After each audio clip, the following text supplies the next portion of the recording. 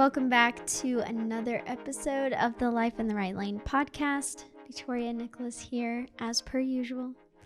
And we actually were going to talk about something different today, but just like recapping and deciding right before we started, we changed our mind and we're not going to talk about that now.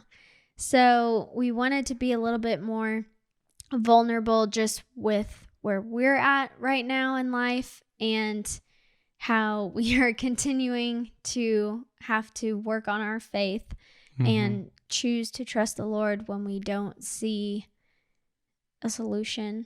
So we just kind of wanted to share a little bit more about what's going on in our lives and what's on our hearts lately.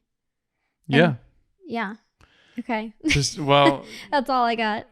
We want to use our story and what we've been through and what we're going through as an example. And I think even though we're young people, we still have a good amount of instances where God showed his faithfulness, or instances where we trusted him and he came through. And you know, we've learned so much. And so I can't even imagine how much we will have learned by the end of our lives, because I feel like we have learned so much already.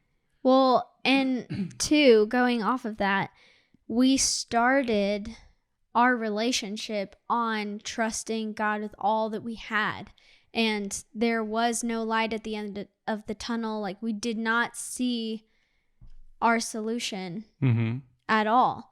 So this whole podcast kind of got birthed out of the fact that God brought us together when we saw no way for us to find each other. And so from day one, this podcast has been a testament to his faithfulness, to his goodness, to seeing his hand work throughout our entire lives and bringing the greatest blessing to each other. So it would be just silly to not continue that into now that we have found each other and now that we have seen him work in bringing us together and in our marriage.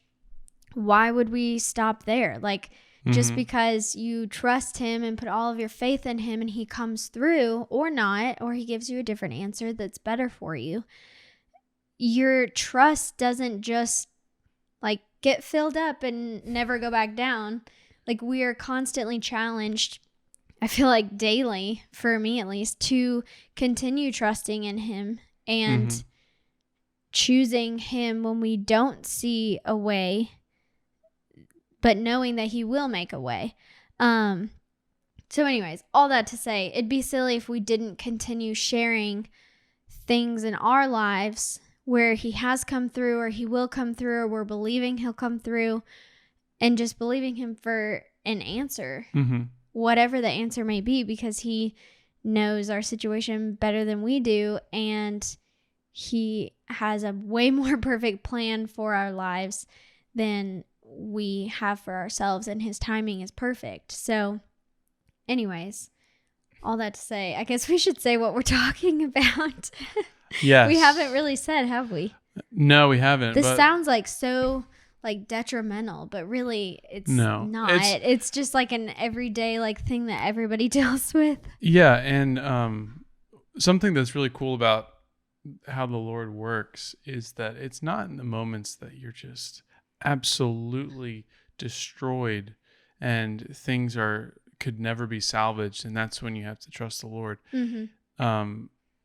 God usually brings about things and opportunities to trust him when things are going well, and he brings about things that you may not think to trust him with because you believe you still have some ounce of control to manage. Yeah. So just the backstory to this, we are in the place where we're ready to start looking to upgrade our residence.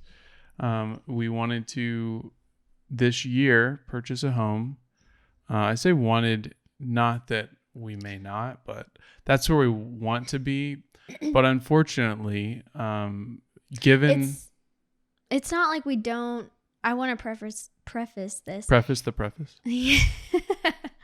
It's not that we're not content where we're at. We don't Right. necessarily want to leave our apartment. We really like where we live. I especially love the location, and it's huge. Like, it's almost 1,000 square feet for 2 people.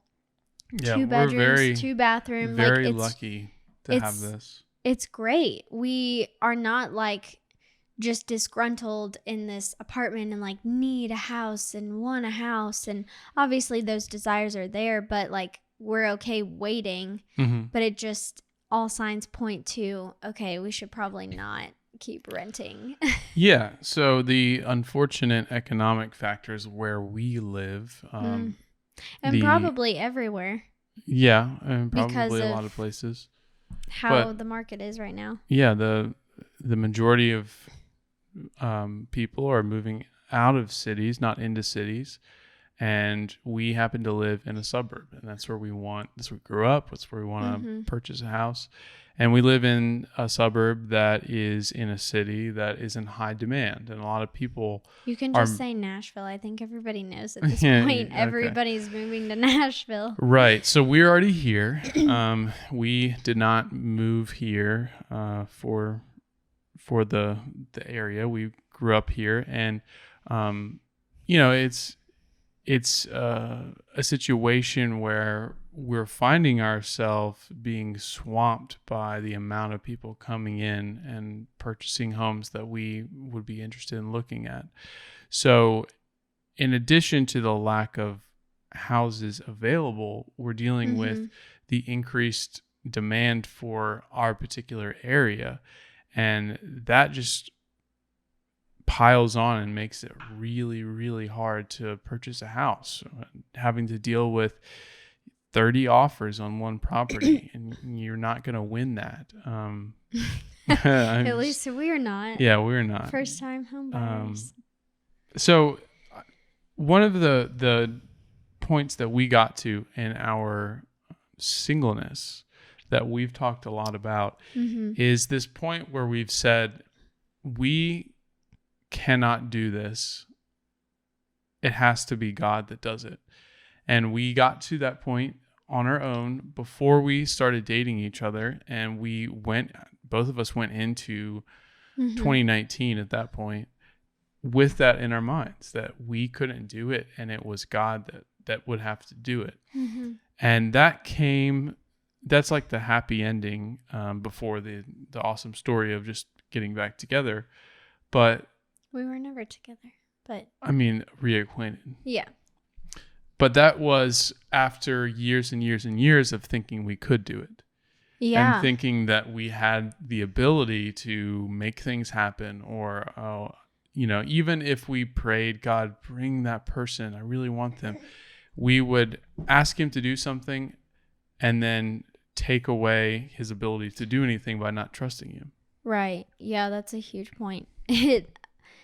I don't know if it was just our age or what, but that was a hard lesson to learn. And it was a long, gruesome lesson because of our immaturity and thinking that we do have control over this and that God isn't ordaining our steps and that all the power is in our hands to choose who we marry, and not trusting in his plan for us.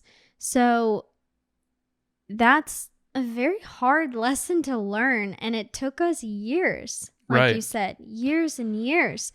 And I think it will hopefully go down as we continue getting presented situations to trust him. Hopefully that time frame diminishes slowly as we mature in our faith and get I hope closer. It diminishes quickly.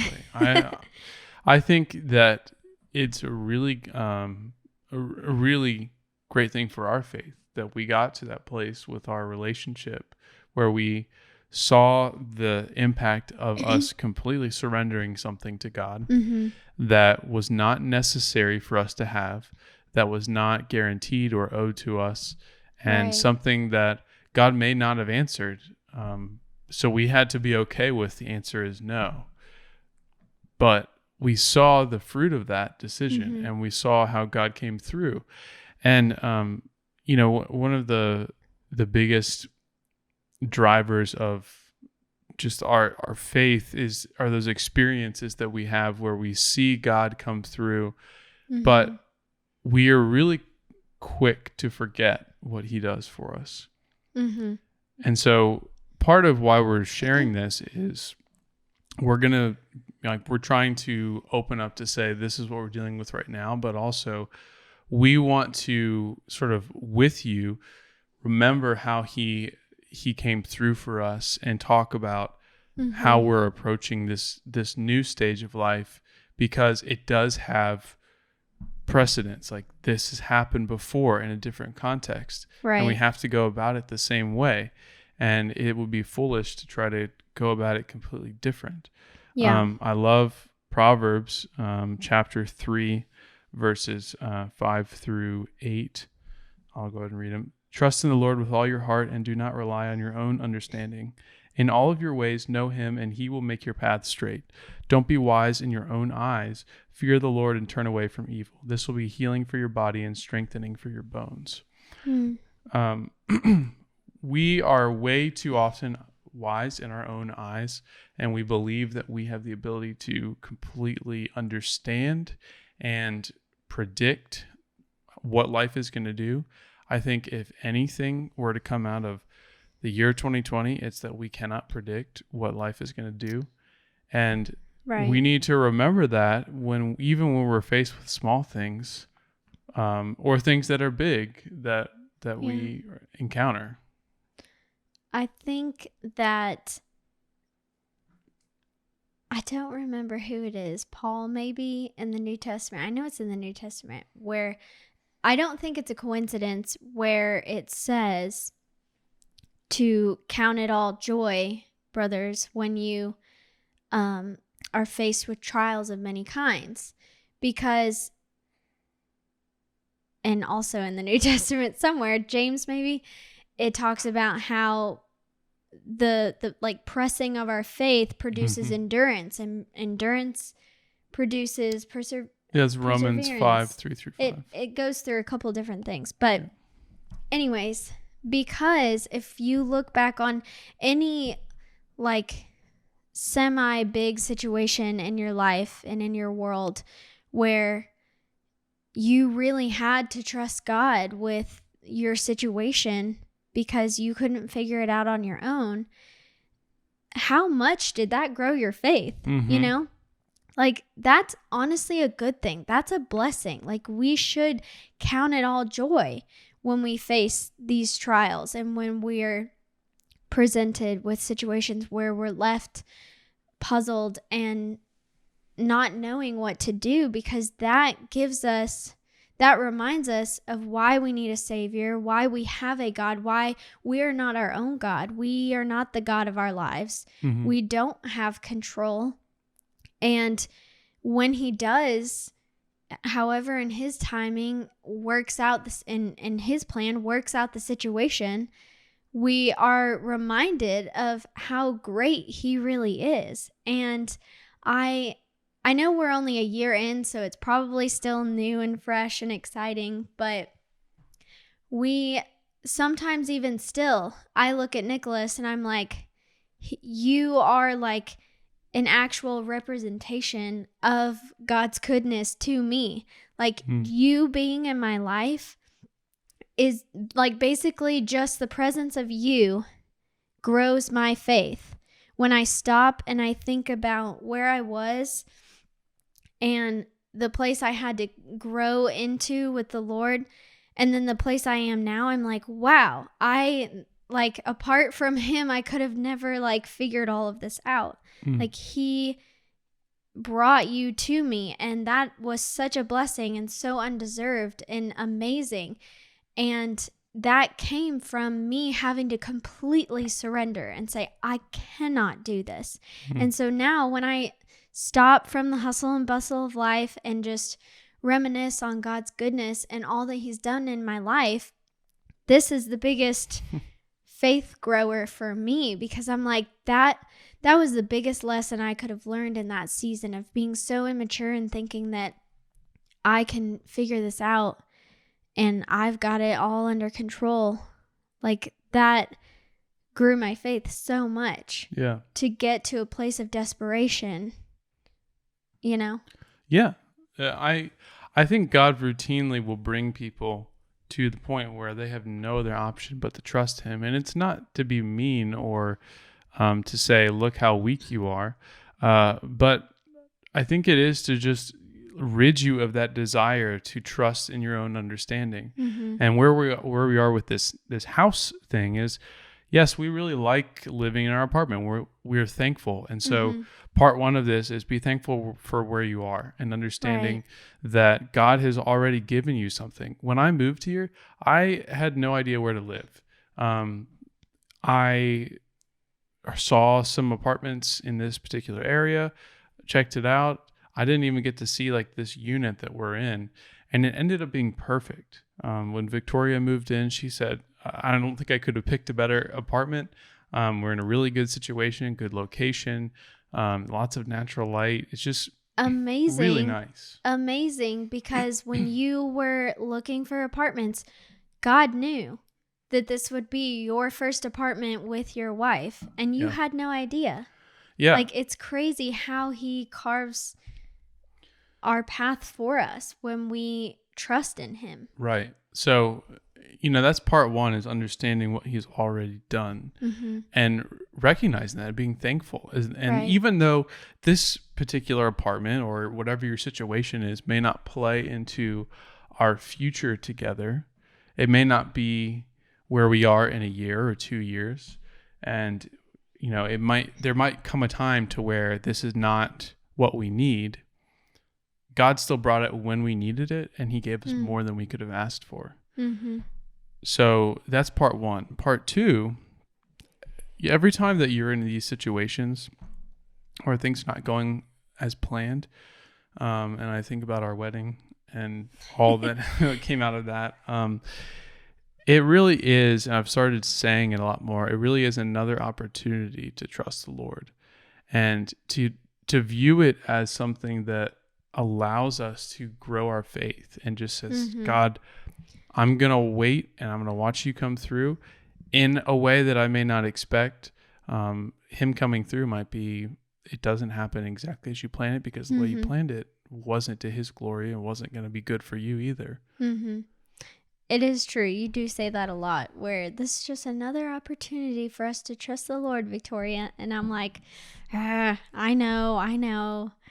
Yeah. It's annoying to have to give up that control over and over again and be like, I'm not God in this situation. That's how we earn our faith bucks and get our faith compensation.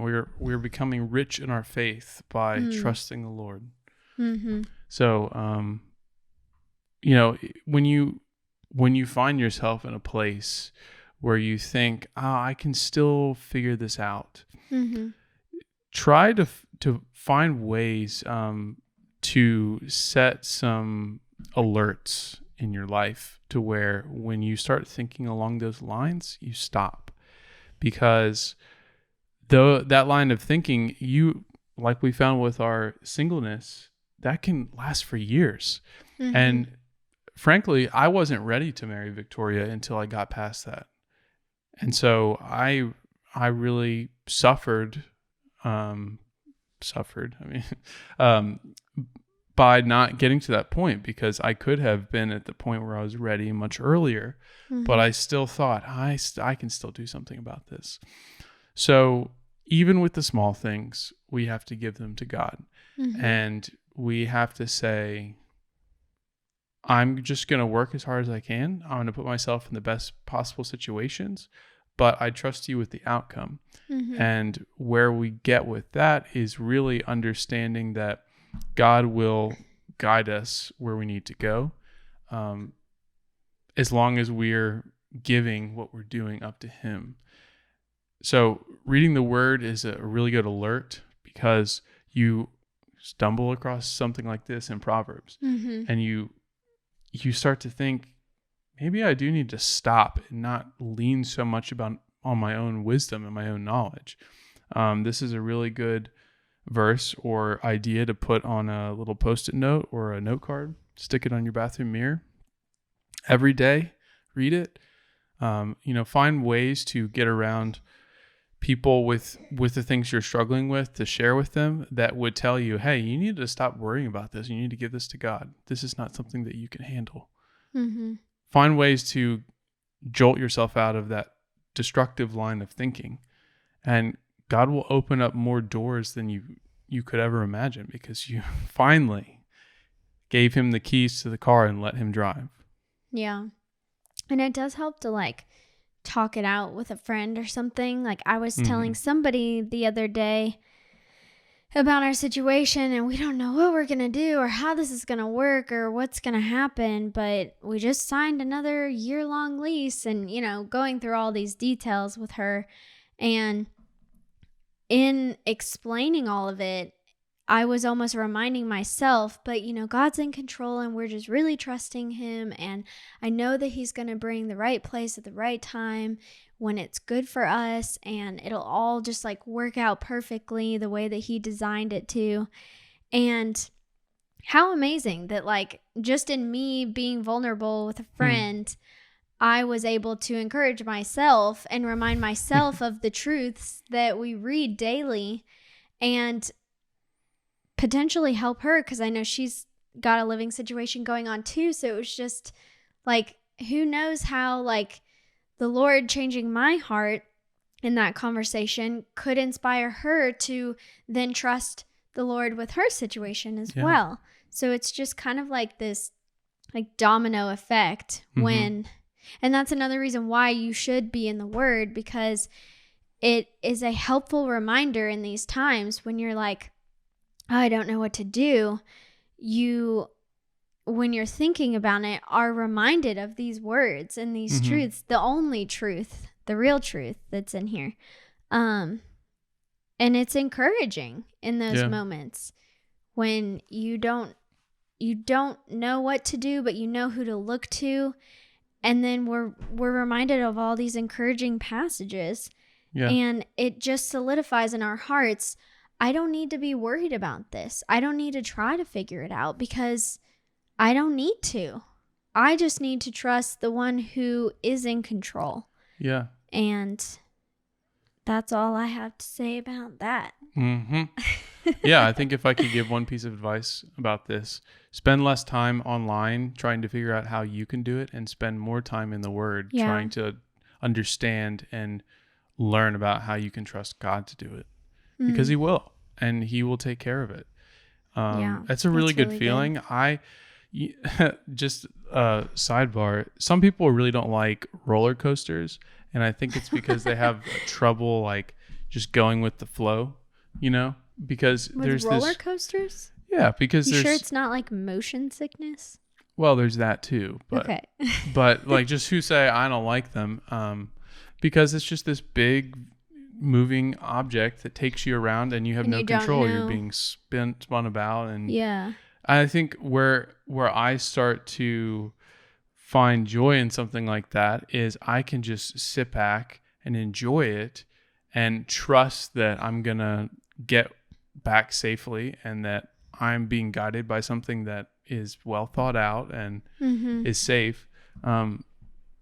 And that like that freeing feeling of letting go of the control can bring you more joy and peace, even in the middle of a very difficult situation.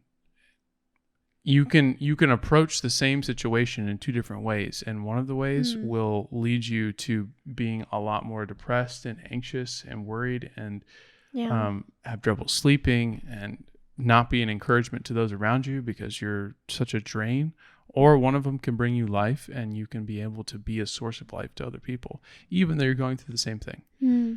So I think there are so many benefits to our own lives by just letting go and getting to the place where we say, I can't do this, only you can, God.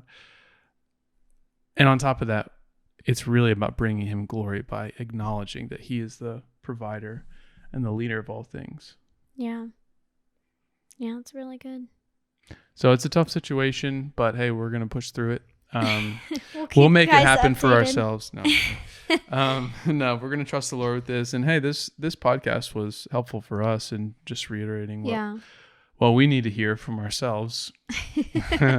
We'll listen to this podcast again. Don't worry. Yeah, definitely. But I mean, just like with our first ever episode, if you haven't listened to it, maybe don't go listen to it. It was our first episode, so it's probably kind of rough. Ooh. But it was titled Trusting God with Our Wedding During COVID. And like, it's one milestone after the next. It's every day a new opportunity, like Nicholas says, to trust the Lord and to give up that control to him. And so let's start being grateful for those situations where we do get to trust him and we do get to say, God, you are the God of the universe and you have all things under control and you have authority over everything. You've already won the victory and I'm putting my hope and trust in you because you are hope, you are love, you are joy, and nothing else in this world will satisfy the way that you do.